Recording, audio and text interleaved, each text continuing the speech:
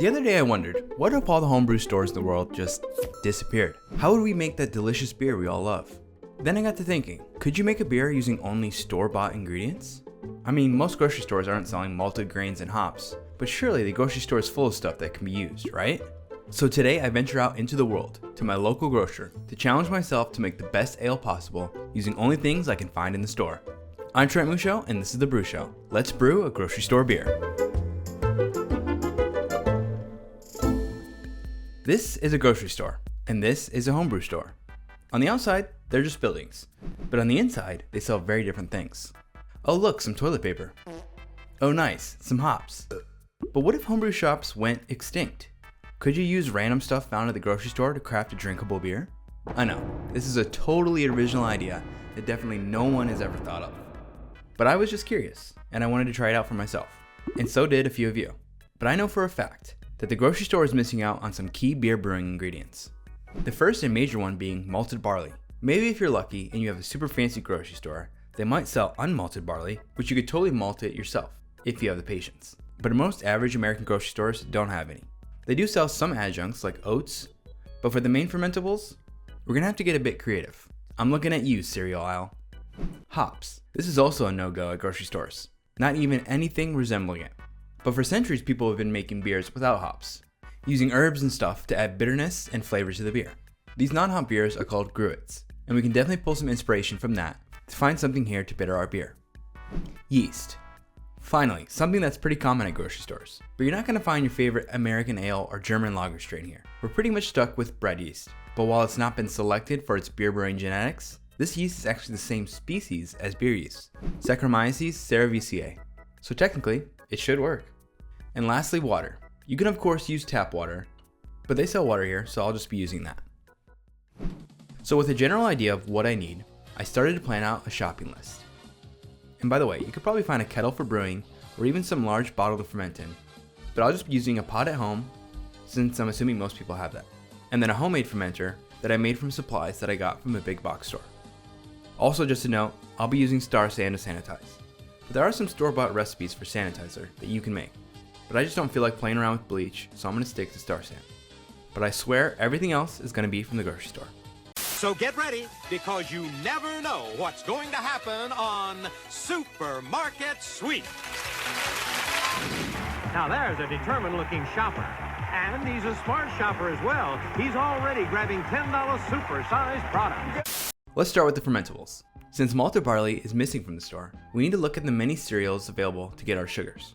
Puffed corn cereal, flaked wheat cereal are both great options. They have similar brewing grains in them and some additional sugars. But one cereal seems to have it all, and it's that one cereal that no one likes except for your grandma. Grape nuts.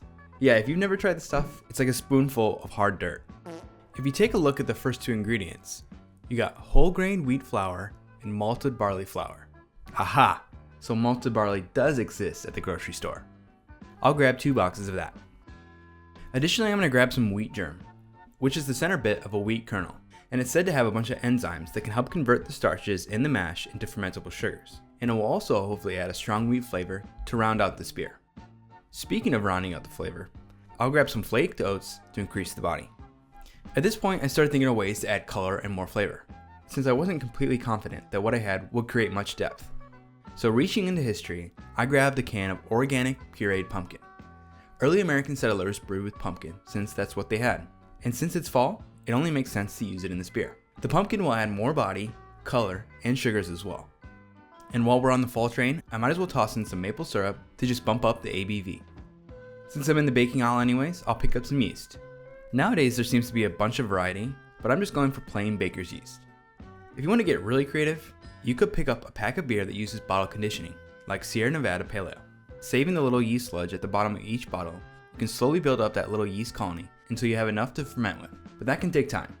And you'll probably need some dry malt extract to build up that yeast, so it's not really practical for this challenge. But if you did go this route, you would also have some bottles to fill up later on. Also in the baking aisle, I'll pick up some cheesecloth to make a mini brew bag for all those grains. Now let's talk bitterness. Some of the most common gruit hop replacements are yarrow, mugwort, and something called bog myrtle. Highly unlikely you'll find these here, but some good alternatives are things like rosemary, sage, bay leaf, coriander, fennel, juniper, and many more. So for this, since I'm feeling really inspired by the fall season, I'll grab some rosemary, sage, and bay leaf to use. Not sure how much I'll need, so I'll just grab a good bundle. The last thing I'll need is water, and with that, we should be good to get brewing. It all starts with the grains. I used some cheesecloth to make a mini brew bag, and honestly, I probably should have gotten more and made smaller bags, but we're just rolling with it.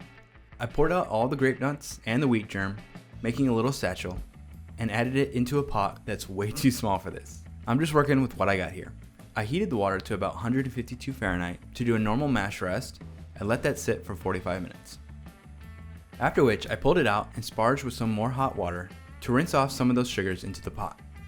I also realized at this point that I forgot the oats, so I just added them into a small cloth bag and steeped for another 20 minutes. At which point I pulled it out and brought this to a boil. You might be wondering, how much sugars am I actually getting out of this stuff?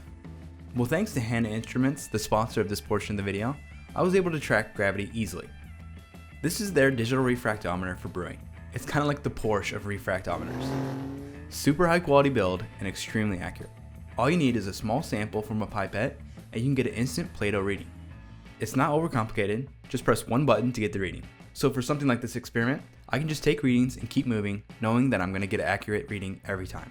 So if you're in the market for a high quality refractometer, I have a link in the description, and if you use code BREW10, you'll get 10% off your order. Thanks again to Hanna Instruments.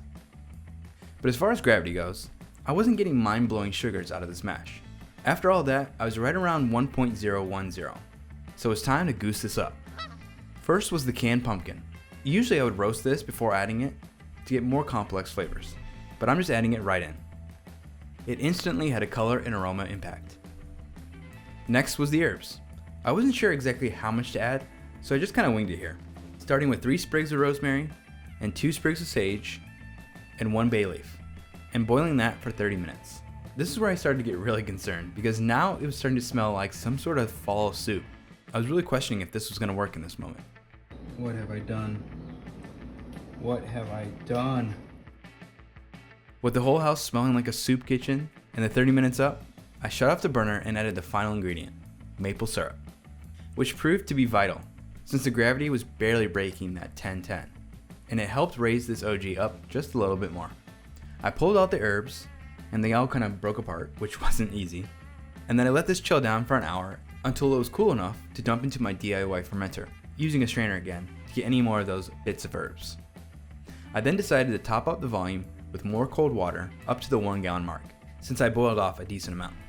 Taking a gravity reading, it hit at 1.021, so definitely not a strong beer, but it's something. The last step was just to add the yeast. I poured in one of these packets and just prayed that this would be drinkable.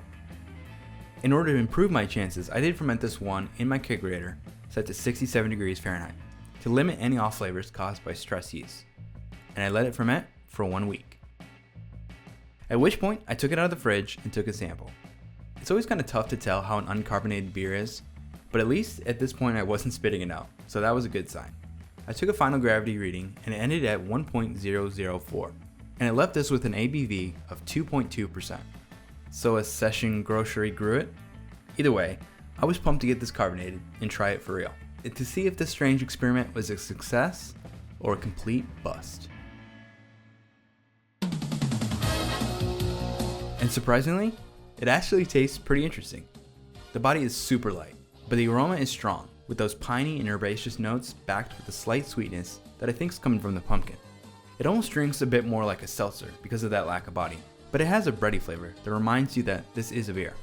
Almost like a liquid, herby pumpkin bread, which I know sounds odd, but it kind of works. And the flavor doesn't linger, but washes away, and it makes you want to take another sip. So overall, I would call this grocery beer a success. While it's not as strong as I would hope for in a normal beer, I think the answer is yes. You technically can make a beer from only grocery store ingredients, but I don't think I'll be running back to the supermarket to create another one anytime soon. Thankfully for now, we still have homebrew stores to supply our needs. But let me know in the comments if you've ever done anything like this, or what kind of grocery store ingredients you think would work for this. And if you're looking for another interesting beer experiment, then check out this one where I combine cider and beer for a mind-blowing final product.